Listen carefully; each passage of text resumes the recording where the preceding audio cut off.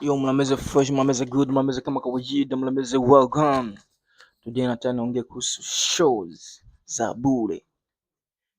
Sasa muziki wa nyumbani kwenye engo upo sasa hivi, sio engo ya kufanya show za bure. Maana tunajua hata watu wakiwa wanaingia kwenye pesa, tunajua wasanii wanaumia vipi ama wanalipwa fedha kiasi gani. Sasa huwezi kuniaminisha kwamba kuna festival Burundi ambayo iliweza kulipa wasanii 20-25 fedha nzuri na shows watu wataingia kwa bure. Hapana, huwezi kuniamisha kitu kama hicho hata iweje, na itakuja kuwa mbaya zaidi wakati mashabiki waishazoea kuchukua kuingia show kwa bure.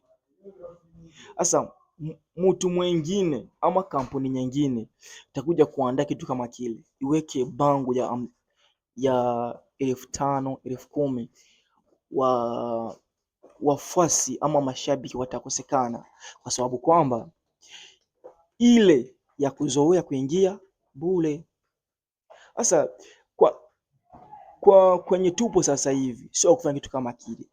Sasa hivi tunatakiwa kuiga namna ya kutengeneza mashabiki, hata waingie wachache ama 10, hata waingie 50, hata waingie 100, ya tujue ni mashabiki ambao wa kiroho wanaweza kusapoti muziki na wasanii wa nyumbani. Yaani tusipofanya hivyo ama hivyo ninavyokuambia, tujue kwamba tunaingia kwenye sehemu ambayo sio nzuri kwa muziki wetu kwenda kimataifa, kwa sababu wasanii watakosa kuingiza pesa, na pesa ndio muhimu kwa wasanii ili waweze kuendeleza kazi zao. Comedy kama dawa kisana oje.